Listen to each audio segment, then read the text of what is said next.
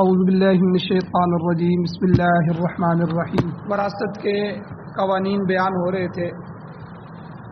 ولی ابویہ، اور ماں باپ کے لیے، لکل واحد منہما، ان دونوں میں سے ہر ایک کے لیے، السدس، چھٹا حصہ ہوگا، مما ترکا، اس میں سے جو اس میت نے ترکہ چھوڑا، لیکن شرط یہ ہے کہ ان کان لہو ولد، اگر اس کے لیے اولاد بھی ہو۔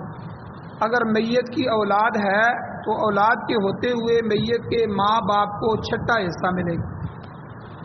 فَإِن لَّمْ يَكُن لَّهُ وَلَدٌ، پس اگر اس میت کے لیے اولاد نہیں ہے، بیٹے بیٹیاں کوئی بھی نہیں ہے، وَوَرِثَهُ أَبَوَاهُ، اور وارث اس نے اپنے والدین کو بنایا ہے، صرف اس کے والدین ہیں شروع میں، تو فَلِأُمِّهِ الثُّلُث، پھر ان کا حصہ بڑھ جائے گا۔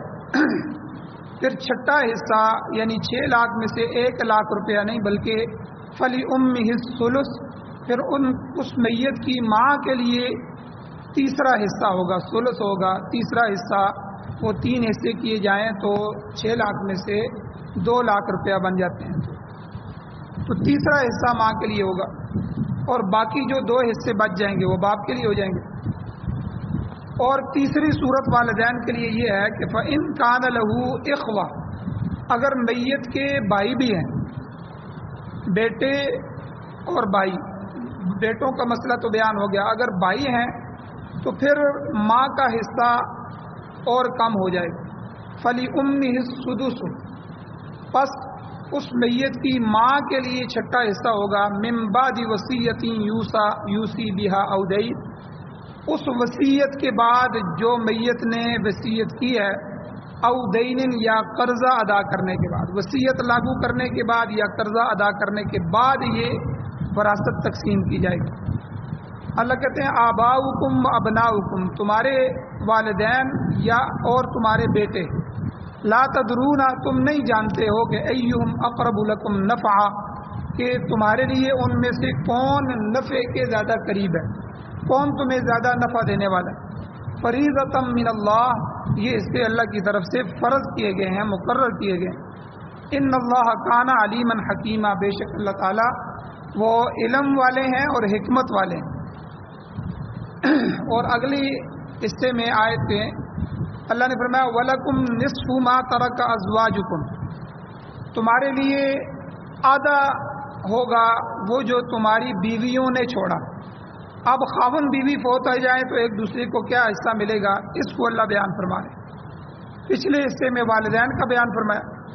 اللہ کہتے ہیں وَلَكُمْ، تمہارے لیے، یعنی بیوی مر جائے تو خاوند کے لیے، تمہارے لیے نصف، آدھا مال ہوگا، ما ترک ازواجکم، جو تمہاری بیویوں نے چھوڑا ہے۔ شرط یہ ہے کہ ان لم یکن لہن ولد، اگر ان کے لیے اولاد نہ ہو، تمہاری اولاد بالکل کوئی نہیں ہے تو بیوی فوت ہو جائے تو بیوی کا آدھا خاوند کو مل جائے اگر اولاد نہیں ہے۔ فَإِن كَانَ لَهُنَّ وَلَدٌ، پس اگر ان کے لیے، بیویوں کے لیے اولاد بھی ہے تو پھر خاوند کا حصہ آدھا نہیں ہوگا، کم ہو جائے گا۔ فَلَكُمُ الرُّبُعُ، پھر تمہارے لیے یعنی خاوندوں کے لیے ربع کہتے ہیں چوتھا حصہ ہو جائے گا۔ تو مما ترکنا، اس میں سے جو ان بیویوں نے، ان عورتوں نے چھوڑا ہے، من بعد وصیت یوصین بہا او دین، اس وصیت کو لاگو کرنے کے بعد جو ان عورتوں نے وصیت کی ہو، او دین، یا قرضہ ادا کرنے کے بعد یہ وراثت دی جائے گی۔ اسی طرح اگر خاوند مر جائے تو پھر بیوی کے لیے کیا ہے؟ اللہ کہتے ہیں وَلَهُنَّ الرُّبُعُ، اور ان عورتوں کے لیے چوتھا حصہ ہے، مما ترکتم، اس میں سے جو تم نے چھوڑا ہے۔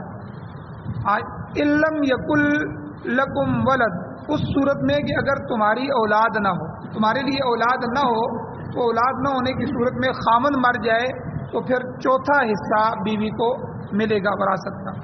فَإِن كَانَ لَكُمْ وَلَدٌ، پس اگر تمہارے لیے اولاد بھی ہے تو فَلَهُنَّ الثُّمُنُ، پھر ان عورتوں کے لیے 8واں حصہ ہوگا، یہ جو ہم 8واں حصہ کہتے ہیں بیوی کو ملے گا۔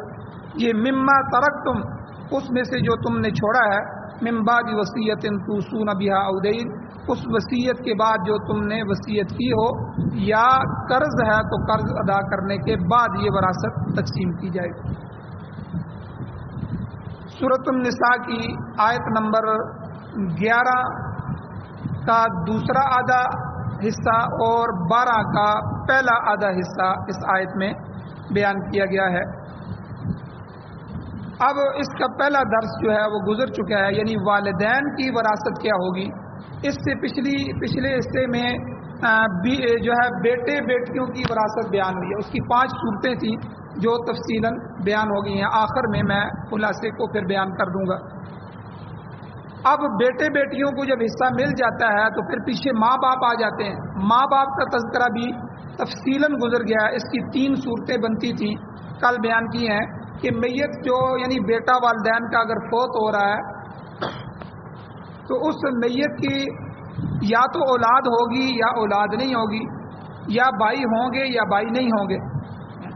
तो अगर उसकी औलाद है तो फिर माँ बाप को छठा हिस्सा मिलेगा, जितना भी माल है उसमें से छठा हिस्सा माँ बाप को मिलेगा। अगर उनकी औलाद नहीं है तो फिर माँ को तीसरा हिस्सा मिलेगा, बाकी बाप को मिल जाएगा। और अगर माँ बाप के साथ साथ उसके भाई भी मौजूद हैं तो फिर माँ का हिस्सा मज़ीद कम हो जाएगा। माँ को फिर जो है वो सुदस यानी छठा हिस्सा मिलेगा और बाकी जो है वो बाप को मिल जाएगा। तो ये 3 सूरतें वालिदैन को वरासत मिलने की तफसीलन कल बयान हुई। और इसी तरह वसीयत के जो हकदार हैं, कुरान मजीद ने फरमाया कि पहले तुमने मिन बादी वसीयतिन तुसून बिहा औ दैन, उस वसीयत को लागू करना है जो तुमने वसीयत की है, या कर्ज हो तो कर्ज अदा करना है। कर्ज की तफसील गुजर गई है। वसीयत के बारे में हकदार कौन है, तो हुजूर अलैहिस्सलातु वस्सलाम का इरशाद मुबारक है कि लोगों, अल्लाह ने तुम पर मेहरबानी फरमाकर तुम्हें 1/3 माल के तसद्दुक की यानी सदका करने की इजाज़त दे दी ताकि तुम्हें आखिरत में बेहतरी नसीब हो। कि अल्लाह ने ये मेहरबानी कर दी है कि जिन आदमियों को विरासत मिल रही है, अब बंदा परेशान हो जाता है कि भाई इन सबको तो विरासत मिल जाएगी, मेरे वारिस हो जाएंगे, लेकिन ये फलां मेरा दोस्त है या फलां मस्जिद है, मैं उसको भी मेरे मरने के बाद मैं चाहता हूँ मिल जाए, या फलां मदरसे में मिल जाए, या फलां कारी खैर है उसको मिल जाए। तो अल्लाह ने इजाज़त दी है कि आप वसीयत करके दुनिया से जा सकते हैं। वसीयत लिख के रखें कि मैं जो है फलां आदमी के बारे में वसीयत करता हूँ, मेरे मरने के बाद उसको इतना माल दे दिया जाए।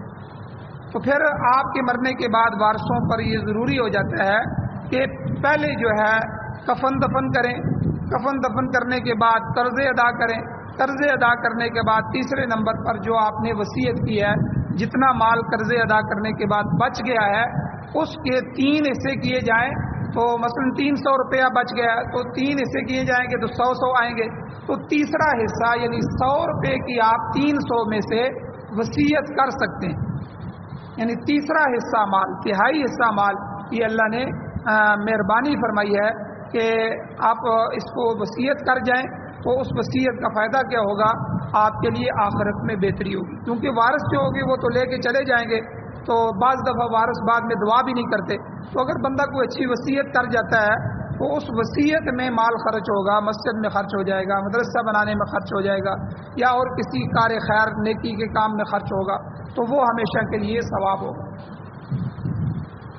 तो ये इसमें सब आ जाते हैं, मदरसा है, मस्जिद है, यतीम है, मिस्कीन है, बेवा के हक में वसीयत कर गया, या किसी और रिफ़ाए आमा के काम के लिए मखसूस कर गया। तो बहरहाल इसकी मिकदार जो है वो 1/3 हिस्सा है। तीसरे हिस्से से ज़्यादा वसीयत नहीं होनी चाहिए। अगर आपने कर भी दी है तो शरीयत कहती है नहीं, वारसों का हक ज़ाया नहीं करना, तीसरे हिस्से माल में से उसकी वसीयत दे दो, बाकी जो होता है वो वारसों पर है। अगर वारस अपनी खुशी से देते हैं तो ठीक है, अगर खुशी से नहीं देते तो वो उनका हिस्सा है। एक बात तो यहाँ ये पता चली कि वसीयत का हकदार। दूसरा एक ज़रूरी कानून है, वो भी ज़हन में रखें कि वसीयत के बारे में, कि वसीयत किसी ऐसे शख्स के हक में नहीं की जा सकती जिसको वरासत में से हिस्सा मिल रहा। मसलन आपके बेटे भी हैं, बेटियां भी हैं, अब बेटों बेटियों में से कोई आपको ज़्यादा पसंद है बेटा, یا والدین کے لیے ایکسٹرا آپ وصیت کرنا چاہتے ہیں، اب ان کو وراثت بھی مل جائے گی، اب وراثت بھی بیٹے بیٹیوں کو مل رہی ہے اور ساتھ وصیت بھی کر رہے ہیں، یہ جائز نہیں ہے شریعت میں۔ یعنی جن کو شریعت نے وارث بنا دیا ہے ان وارثوں کے لیے وصیت نہیں ہے، ان سے ہٹ کے کوئی یتیم ہے، بیوہ ہے، آپ کا کوئی جگری دوست ہے، یا کوئی علماء ہیں، یا مساجد مدارس ہیں، یا کوئی اور رفائی کام ہے جو ان وارثوں سے ہٹ کے ہیں، ان کے لیے وصیت کی جا سکتی ہے۔ حضور علیہ الصلوۃ والسلام کا ارشاد ہے لا وصیت لوارث، وارث کے لیے وصیت کرنے کی اجازت نہیں ہے، کیونکہ اللہ نے اسے پہلے ہی اس کا حصہ وراثت میں مقرر کر دیا ہے۔ اب اس میں کمی پیشی کرنا اللہ تعالیٰ کے حکم کی خلاف ورزی ہوگی، چونکہ جب آپ یا میں وارث کے لیے وصیت کریں گے، مثال کے طور پر بیٹوں میں سے کسی ایک بیٹے کے لیے وصیت کرتے ہیں کہ اس کو جو ہے مزید 2 لاکھ روپیہ بھی دے دیا جائے، میں وصیت کرتا ہوں۔ اب جب ان کو وراثت ملے گی، وراثت کے ساتھ یہ 2 لاکھ مزید اس ایک بیٹے کو مل جائے گا، یا ایک بھائی کے لیے کرتے ہیں جس کو بھی وارثوں میں سے کرتے ہیں، تو یہ اللہ کے بنائے ہوئے حصوں میں کمی زیادتی کرنا ہے، آپ نے اس کی وراثت کے حصے کو بڑھا دیا ہے۔ تو اس لیے حضور نے فرمایا لا وصیت لوارث، وارث کے لیے آپ وصیت نہیں کرتے۔ ہاں البتہ وارثوں میں سے کوئی ایسے وارث ہوتے ہیں جن کو حصہ نہیں ملتا، مثلا آپ کے بیٹے بھی موجود ہیں، آپ کی بیوی بھی موجود ہے، آپ کے والدین بھی موجود ہیں۔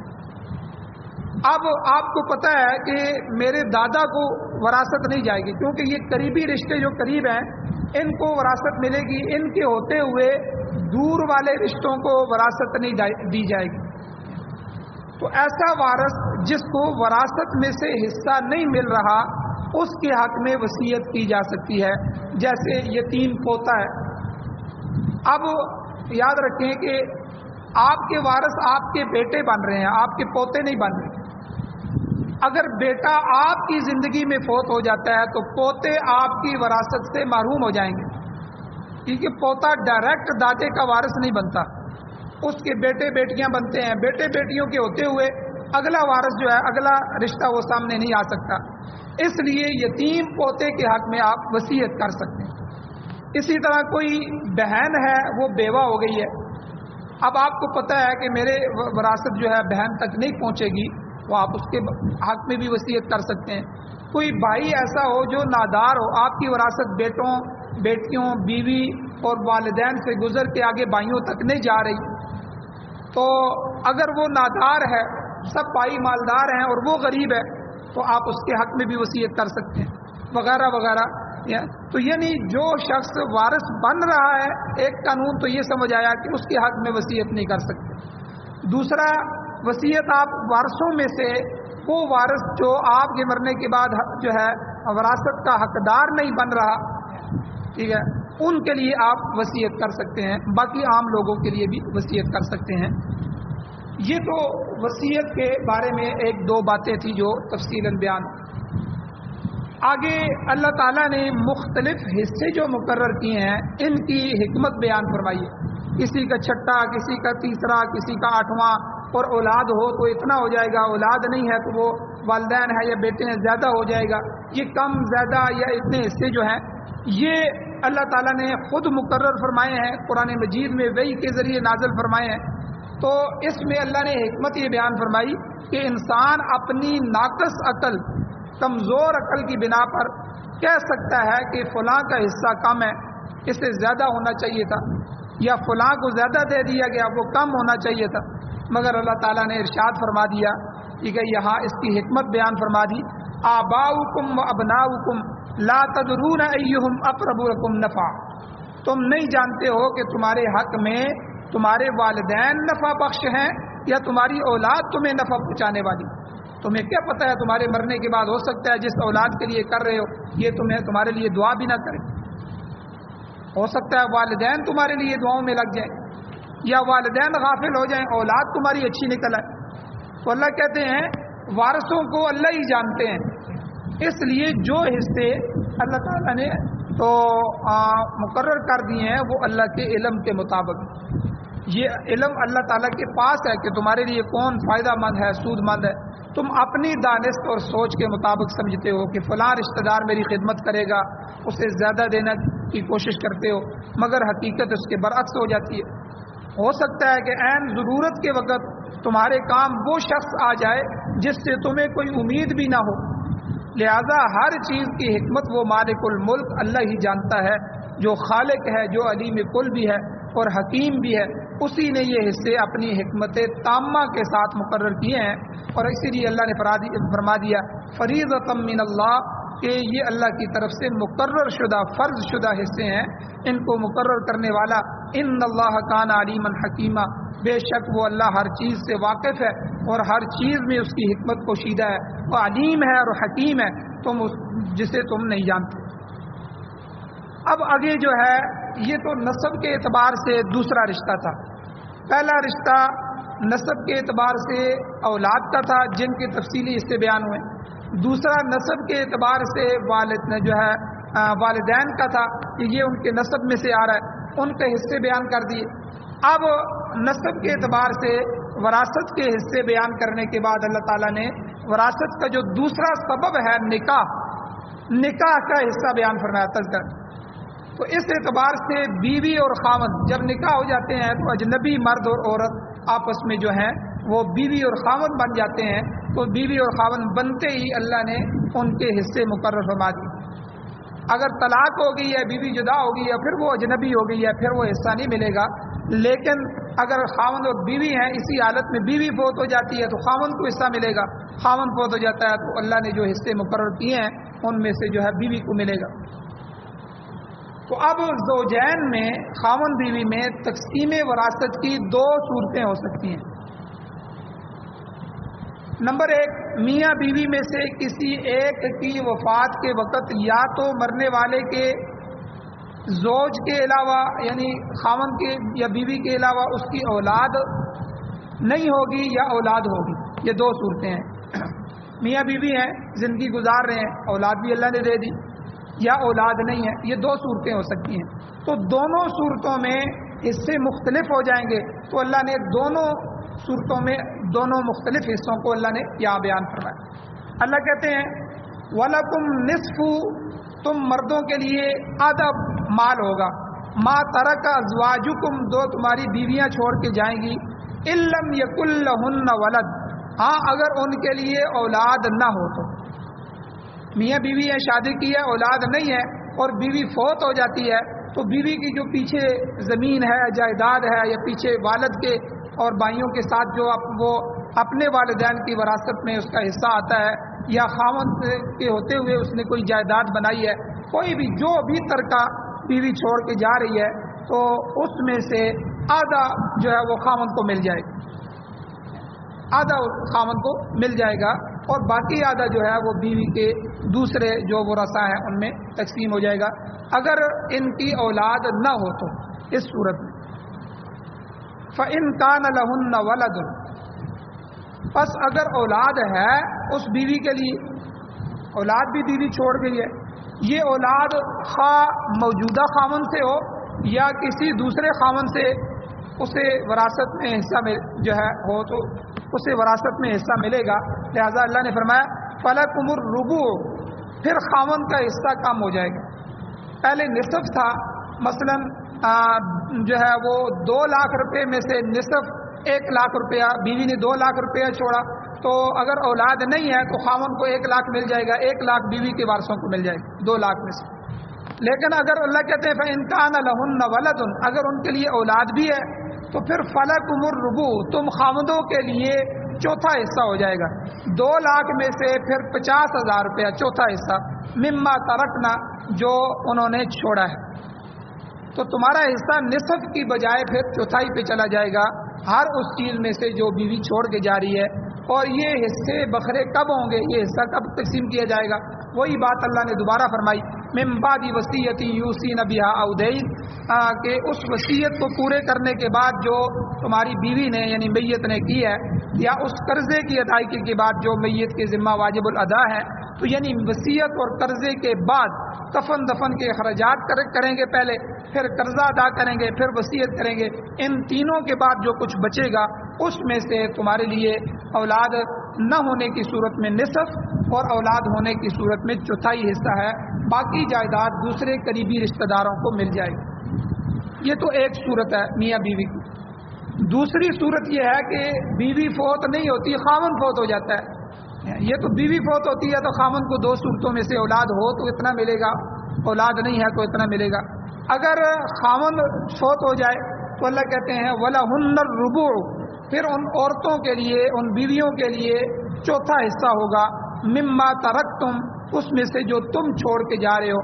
شرط وہی ہے کہ ان لم یکن لکم ولد، اگر جو ہے بوقت وفات پسماندگان میں سے صرف تمہاری بیویاں ہوں، اولاد نہیں ہے تو انہیں بیویوں کو تمہاری جائیداد میں سے چوتھا حصہ ملے گا.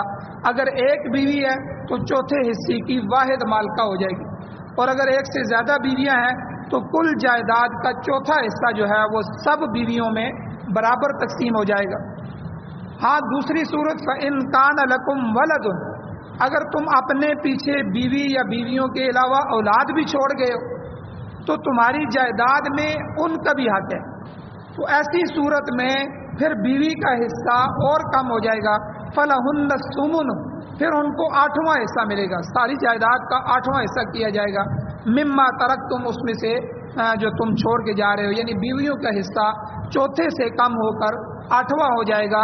اگر ایک ہی بیوی ہے تو 8ویں حصے کی مالک بن جائے گی. اگر زیادہ بیویاں ہیں تو یہ 8واں حصہ سب بیویوں میں برابر تقسیم ہو جائے گا. لیکن شرط وہی ہے من بعد وصیۃ توصون بہا او دین، بنیادی اصول یہی رہے گا کہ کل جائیداد میں سے پہلے قرضہ ادا کیا جائے گا اگر کوئی ہے تو، اور وصیت ہے تو وصیت پوری کی جائے گی، اور اس کے بعد باقی ماندہ جو مال ہے وہ حصہ رسدی، جو حصہ مقرر کیا گیا ہے اس کے مطابق تقسیم ہو جائے گا. ہر حصے کے تقرر کے بعد اللہ تعالیٰ نے یہ بار بار تاکید فرمائی ہے کہ میت کا قرضہ لازمی ادا کرنا ہے. اس میں ہم بہت کمزوری کرتے ہیں، جو مال ہوتا ہے فوراً ہم اس کو تقسیم کرتے ہیں اور تقسیم میں بھی شریعت کا خیال نہیں رکھتے. تو قرضہ سب سے پہلے میت کا ادا کرنا ہے، پھر اس کے بعد اس کی وصیت جو ہے وہ پوری کرنی ہے. ان دونوں چیزوں کو تقسیم وراثت پر اولیت حاصل ہے، پہلے ان کو کرنا ہے، پھر اس کے بعد جو بچ جائے پھر ان حصوں کے حساب سے آپ نے وراثت کو تقسیم کرنا ہے. تو آج کے درس میں اللہ تعالیٰ نے جو ہے وہ میاں بیوی کے جو حصے بنتے ہیں ان کو تفصیلاً بیان فرمایا. اللہ تعالیٰ سے دعا ہے اللہ ہمیں عمل کی توفیق عطا فرمائے. آمین. الحمدللہ رب العالمین والعاقبۃ للمتقین والصلاۃ والسلام علی رسولہ النبی الامی الکریم. یا اللہ ہماری کمیوں کوتاہیوں کو معاف فرمائیے، درگزر فرمائیے، صغیرہ کبیرہ گناہوں کو معاف فرمائیے. یا اللہ قرآن و سنت کو سننے، سمجھنے، عمل کرنے، اس کی اشاعت کرنے، یا اللہ اس کی حفاظت کرنے کی توفیق عطا فرمائیے. یا اللہ پاکستان سمیت پوری دنیا میں جتنے باطل نظام کام کر رہے ہیں جمہوریت سمیت، یا اللہ ان سب باطل نظاموں کو ختم فرمائیے. قرآن و سنت کی بالادستی نصیب فرمائیے. قرآن و سنت کا قانون، آئین یا اللہ بطور دستور حیات ہمیں اس کو نصیب فرمائیے. یا اللہ جو حضرات بیمار ہیں یا اللہ ان سب کو شفائے کاملہ عاجلہ مستمرہ دائمہ نصیب فرمائیے. جو پریشان حال ہیں ان کی پریشانیوں کو دور فرمائیے. یا اللہ جو ہماری مسجد کے ساتھ تعاون کرنے والے ہیں ان کے تعاون کو قبول فرمائیے. ان کی یا اللہ اولادوں میں، گھروں میں، عزتوں میں برکتیں عطا فرمائیے. یا اللہ جو حضرات ایمان کی حالت سے اس دنیا سے جا چکے ہیں یا اللہ ان سب کی بخشش فرمائیے. یا اللہ ہماری دعاؤں کو محض اپنے فضل و کرم سے اپنی بارگاہ میں قبول فرمائیے. صلی اللہ تعالیٰ علی خیر خلقہ محمد وآلہ واصحابہ واہل بیتہ وازواجہ اجمعین برحمتک یا ارحم